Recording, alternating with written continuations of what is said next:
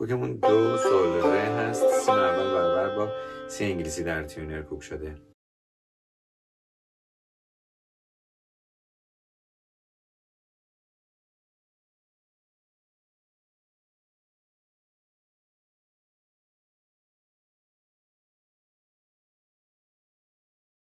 در این قطعه سی بمول، می بمول و فا دیز داریم. سکوت ر سی لا سی لا ر لا سول سول ر سی لا سی لا ر لا سول سول. لا میاد انگشت اول، لا سی دو سی سی لا، اینا همه راست چپ هستن. سی لا لا سول لا سول سول فا دیز سول فا لا سول. دوباره از لا، لا سی دو سی سی لا سی لا لا سول لا سول سول فا سول فا لا سول ر ر ر ر سول. میتونیم انگشت اول در سیم ضرب بگیریم.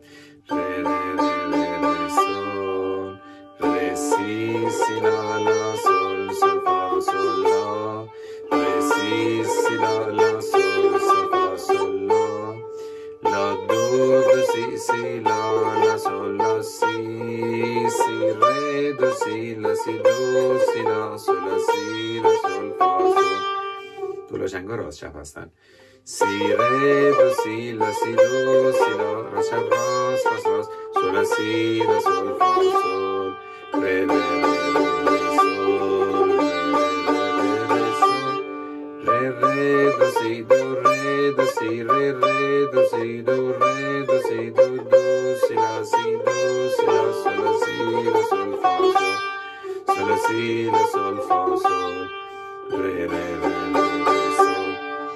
چون دالسنیو آلفینه نوشته برمیگردیم از علامت دالسنیو میزنیم تا قسمتی که فینه نوشته. ر سول سی سی لا لا سول سول فا سول لا ر سی سی لا لا سول سول فا سول لا لا دو دو سی سی لا لا سول لا سی سی ر دو سی لا سی دو سی لا سول لا سی لا سول فا سول لا ر دو سی لا سی دو سی لا سول لا سی لا سول فا سول.